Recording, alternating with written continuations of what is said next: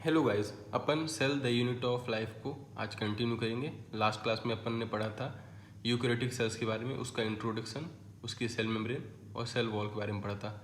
अपन आज उसके आगे बढ़ते हैं। अपन आज पढ़ेंगे एंडो मेम्ब्रेन सिस्टम को। तो एंडो मेम्ब्रेन सिस्टम में 4 ऑर्गेनेल इंक्लूडेड होते हैं: endoplasmic reticulum, Golgi complex, lysosomes और वैक्यूल। इन चारों ऑर्गेनल्स को मिला के अपन एंडो मेम्ब्रेन सिस्टम बोलते हैं, क्योंकि जो इन चारों ऑर्गेन्स के फंक्शंस होते हैं वो कोऑर्डिनेटेड होते हैं। जो अदर ऑर्गेनल्स है अपने, जैसे कि पैरोक्सिसोम्स हो गया, माइटोकॉन्ड्रिया हो गया, क्लोरोप्लास्ट हो गया, इनको अपन एंडो मेम्ब्रेन सिस्टम में इंक्लूड नहीं करते हैं। क्यों? क्योंकि उन ऑर्गन्स के फंक्शन जो है वो कोऑर्डिनेटेड नहीं होते हैं। फिर अपन पढ़ते हैं एंडो मेम्ब्रेन सिस्टम को फ्लो चार्ट के फॉर्म में। अपन 4 ऑर्गेनल्स के बारे में पढ़ेंगे एंडो मेम्ब्रेन सिस्टम में। तो पहला ऑर्गेनल हमारा है एंडो मेम्ब्रेन सिस्टम का एंडोप्लाज्मिक रेटिकुलम। एंडोप्लाज्मिक रेटिकुलम को अपन कैसे एक्सप्लेन करेंगे कि जो होता है ये नेटवर्क और reticulum of tiny tubular structures scattered in the cytoplasm. तो अपना जो ईआर होता है वो नेटवर्क या फिर रेटिकुलम होता है टीनी ट्यूबुलर स्ट्रक्चर्स का, जो कि साइटोप्लाज्म में स्कैटर्ड है। ईआर जो होते हैं, ईआर 2 तरह के होते हैं, on the basis of absent और प्रेजेंस ऑफ राइबोसोम। अगर राइबोसोम हमारे ईआर के आउटर सरफेस पे प्रेजेंट है तो अपन बोलेंगे रफ एंडोप्लाज्मिक रेटिकुलम, क्योंकि उसका अपीयरेंस जो है वो रफ हो जाएगा राइबोसोम की वजह से। और राइबोसोम प्रेजेंट है इसलिए रफ एंडोप्लाज्मिक रेटिकुलम जो है वो प्रोटीन सिंथेसिस सिक्रिएशन का काम करेगा। फिर अपन दूसरा पढ़ेंगे smooth endoplasmic reticulum. Smooth endoplasmic reticulum जो होता है वो मेजर साइट होता है लिपिड सिंथेसिस के लिए एनिमल्स में स्टेरॉयड हार्मोन्स। फिर हमारा जो ईआर होता है वो क्या करता है, इंट्रासेलुलर स्पेस को 2 पार्ट्स में डिवाइड करता है। पहला है ल्यूमिनल, जो कि ईआर के अंदर की स्पेस होती है, और सेकेंड है एक्स्ट्रा ल्यूमिनल स्पेस, जो कि साइटोप्लाज्म को अपन बोलते हैं। फिर अपन देखते हैं अपना एंडोप्लाज्मिक रेटिकुलम का डायग्राम। एनसीईआरटी में डायग्राम है, इसको ध्यान से अपन देखेंगे। नीट में लेबलिंग्स भी आ जाती हैं एनसीईआरटी डायग्राम्स की। तो ये अपना न्यूक्लियस है, न्यूक्लियस के ये पोर्स हैं, और ये जो अपना ये रफ एंडोप्लाज्मिक रेटिकुलम है अपन देख रहे हैं, इस पर ये देखिए ये राइबोसोम्स छोटे छोटे प्रेजेंट हैं, इसलिए इसको अपन रफ एंडोप्लाज्मिक रेटिकुलम बोल रहे हैं। ये देखिए राइबोसोम लेवल किया हुआ है। और ये जो हमारी न्यूक्लियर मेम्ब्रेन होती है, तो आउटर न्यूक्लियर मेम्ब्रेन से ये कंटिन्यू रहता है हमारा रफ एंडोप्लाज्मिक रेटिकुलम। और ये है हमारा स्मूथ एंडोप्लाज्मिक रेटिकुलम, जिस पे देखिए राइबोसोम्स एब्सेंट है, इसलिए ये स्मूथ अपीयरेंस में है। फिर अपन आगे देखते हैं, अपन पढ़ेंगे सेकेंड एंडो मेम्ब्रेन सिस्टम के ऑर्गेनल के बारे में, जो कि वैक्यूल है। वैक्यूल के बारे में अपन क्या पढ़ते हैं कि वैक्यूल जो होता है एक मेम्ब्रेन बाउंड स्पेस होती है, जिस मेम्ब्रेन को अपन बोलते हैं टोनोप्लास्ट। ये वैक्यूल जो होता है ये प्लांट सेल में 90% तक वॉल्यूम जो होती है प्लांट सेल की ऑक्यूपाई कर सकता है। और इसकी जो टोनोप्लास्ट होती है, अपन जो मेम्ब्रेन पड़ी वैक्यूल की, वो क्या करती है, against the concentration gradient ions का मूवमेंट इनटू द वैक्यूल करती है, जिससे अपन को पता चलता है कि वैक्यूल के अंदर जो है हाई कंसंट्रेशन में आयंस प्रेजेंट हैं। फिर वैक्यूल का जो फंक्शन क्या होता है, वैक्यूल में हमारे कंटेन करता है वैक्यूल हमारा वाटर, सेल्स है, एक्सक्रीटरी प्रोडक्ट्स या फिर अदर वेस्ट प्रोडक्ट जो कि हमारे सेल के यूज़ के नहीं है। फिर अपन एमीबा में देखें तो एमीबा में कॉन्ट्रेक्टाइल वैक्यूल प्रेजेंट होता है, जो कि एक्सक्रीशन में रोल प्ले करता है इंपॉर्टेंट। फिर अपन प्रोटिस्ट के बारे में पढ़ेंगे। तो प्रोटिस्ट में क्या होता है, मेजर बहुत सारे प्रोटिस्ट में फूड वैक्यूल्स पाए जाते हैं, जो कि कैसे फॉर्म होते हैं, जो फूड पार्टिकल एंगल्फ करते हैं हमारे प्रोटिस्ट, तो उससे हमारा फूड वैक्यूल बनता है प्रोटिस्ट में। फिर अपन देखते हैं तीसरे एंडोमेम्ब्रेन सिस्टम की ऑर्गेनल्स के बारे में, जिसका नाम है गोल्गी एपेरेटस। तो गोल्गी एपेरेटस के बारे में अपन देखते हैं। गोल्गी एपेरेटस क्या होता है, consist of flat disc shaped structure, जिसको अपन सिस्टर्नी बोलते हैं। तो गोल्गी एपेरेटस हमारा कंसिस्ट करता है फ्लैट डिस्क शेप्ड स्ट्रक्चर्स होते हैं, जो कि सिस्टर्नी अपन उनको बोलते हैं, और ये न्यूक्लियस के पास प्रेजेंट होता है। इसको सबसे पहले कैमेलो गोल्गी नाम के साइंटिस्ट ने ऑब्जर्व किया था डेंसली स्टेन्ड रेटिकुलर स्ट्रक्चर के फॉर्म में। ये जो होता है ये क्या करता है, काम किया होता है गोल्गी एपेरेटस का, इसका काम होता है packaging of materials after modification. तो ये मटेरियल्स को मॉडिफाई करके उसकी पैकेजिंग का काम करता है, इंपॉर्टेंट है, आ सकता है नीट में गोल्गी एपेरेटस का फंक्शन। तो पैकेजिंग का काम हमारा गोल्गी एपेरेटस करता है। ये क्या करता है, major site for formation of glycoproteins और ग्लाइकोलिपिड। तो गोल्गी एपेरेटस जो होता है ग्लाइकोप्रोटीन और ग्लाइकोलिपिड की फॉर्मेशन की मेजर साइट है। हमारा जो ये फ्लैट डिस्क शेप्ड स्ट्रक्चर अपने सिस्टर्नी पढ़ा था, सिस्टर्नी में 2 फेज होते हैं, एक तो सिस फेज जो कि कॉन्वेक्स होता है, और फॉर्मिंग फेज इसको अपन बोलते हैं। ये भी ऑब्जेक्टिव बेस्ड क्वेश्चन में अपन को देखने को मिल सकते हैं इसके ऊपर क्वेश्चन। और दूसरा फेज जो होता है वो होता है ट्रांसफेज। ट्रांसफेज जो होता है वो कॉनकेव होता है, उसको अपन मैच्योरिंग फेज भी बोलते हैं। तो अपने सिस फेज और ट्रांस फेज जो है ये दोनों इंटायरली डिफरेंट है, बट क्या होते हैं, ये इंटरकनेक्टेड होते हैं। सिस फेज जो होता है ये कॉन्वेक्स होता है और ये क्या करता है, फेस करता है हमारा ईआर की साइड। फिर अपन पढ़ते हैं तीसरे ऑर्गेनल हमारा हो गया गोल्गी एपेटस। अपन देखते हैं चौथा ऑर्गेनल हमारा कौन सा, लाइजोसोम। लाइजोसोम जो होता है एक मेम्ब्रेन बाउंड वेसिकुलर स्ट्रक्चर है। ये क्या होता है, पैकेजिंग होती है गोल्गी एपेटस में, उससे फॉर्म होता है हमारा लाइजोसोम।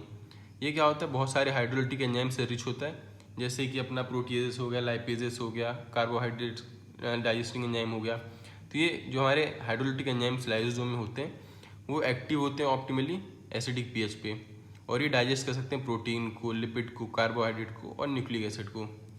फिर अपन एक साइंटिस्ट के बारे में मैंने पहले बता चुका है, कैमिलो गोल्गी। इन्होंने सबसे पहले ऑब्जर्व किया था densely stained reticular structures near nucleus, जिसको क्या बोला गया, अपना गोल्गी एपेरेटस। फिर अपन आगे आते हैं, हमारा एंडोमेम्ब्रेन सिस्टम यहाँ पे खत्म होता है। फिर अपन आगे पढ़ते हैं माइटोकॉन्ड्रिया के बारे में। माइटोकॉन्ड्रिया जो कि बहुत ही इंपॉर्टेंट होता है सेल के लिए, एनर्जी फॉर्मिंग ऑर्गेनल है, एनर्जी का प्रोडक्शन करता है। तो देखते हैं अपन क्या माइटोकॉन्ड्रिया के बारे में। माइटोकॉन्ड्रिया जो होता है वो एटीपी प्रोड्यूस करता है सेल में, इसलिए अपन इसको पावर हाउस भी बोलते हैं, power house of the cell. ये एक नीट का क्वेश्चन है, देखने को मिल सकता है ऑब्जेक्टिव बेस्ड क्वेश्चन में। तो ये क्या होता है, visible under the microscope only after staining. तो माइटोकॉन्ड्रिया जो होता है वो स्टेनिंग के बाद ही इलेक्ट्रॉन माइक्रोस्कोप में, अपन माइक्रोस्कोप से इसको देख सकते हैं, अपन इसको नेकेड आई से नहीं देख सकते हैं। माइटोकॉन्ड्रिया का जो सेल्स में नंबर होता है, नंबर पर सेल इज वेरिएबल। इसका जो नंबर होता है सेल्स में वेरी करता है depending on the physiological activity of the cell. Cell किस फिजियोलॉजिकल एक्टिविटी में इन्वॉल्व है उसके बेस पे माइटोकॉन्ड्रिया के नंबर जो होते हैं सेल के साथ वेरी करते हैं। In higher animals maximum mitochondria found in flight muscles of the bird. तो अगर अपन हायर एनिमल्स की बात करें तो सबसे ज़्यादा माइटोकॉन्ड्रिया जो है वो बर्ड्स के फ्लाइट मसल में देखा गया है, क्योंकि बहुत ही ज़्यादा एक्टिवली इन्वॉल्व होता है फिजियोलॉजिकल एक्टिविटी में।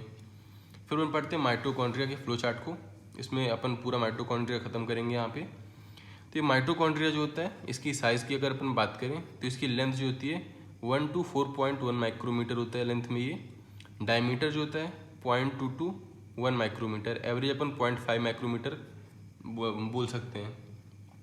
फिर जो होता है ये माइटोकॉन्ड्रिया, ये इसमें डबल मेम्ब्रेन बाउंड होता है स्ट्रक्चर है ये।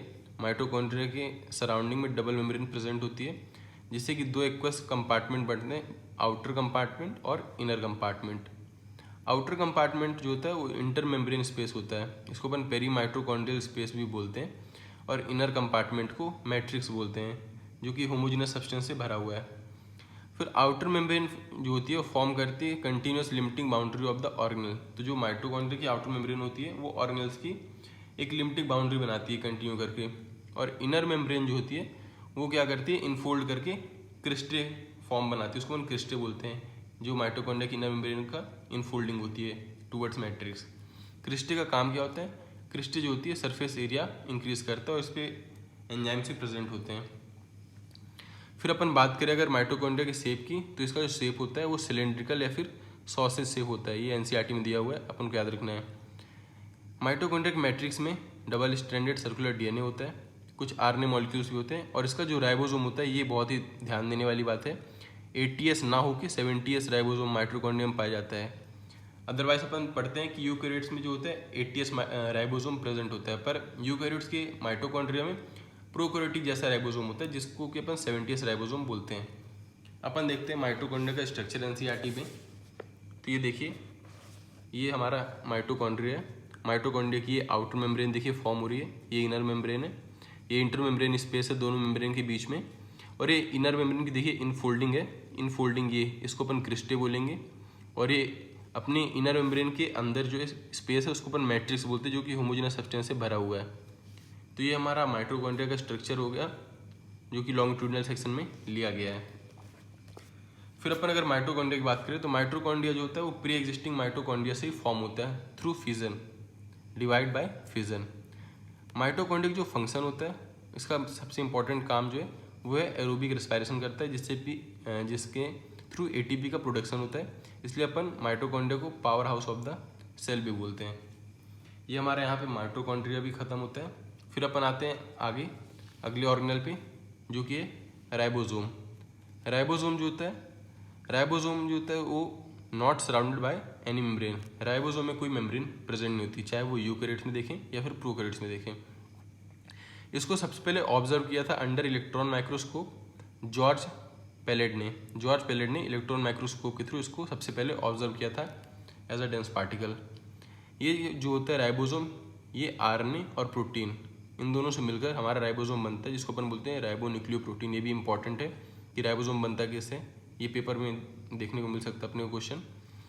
राइबोसोम जो होते हैं वो दो तरह के होते हैं, अपना 80S और 70S। 80S राइबोसोम जो होता है वो यूकैरियोट्स में पाए जाते हैं। यूकैरियोट्स के माइटोकॉन्ड्रिया को छोड़ दें अगर अपन, तो यूकैरियोट्स में 80S देखने को ही मिलता है, जो कि दो सब यूनिट से मिलकर बनता है, 60S और 40S।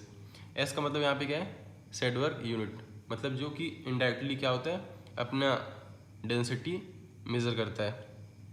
और अगर अपन बात करें प्रोकैरियोट्स में, तो उनमें 70S राइबोसोम होता है, जो कि 50S और 30S से मिलकर बना हुआ है।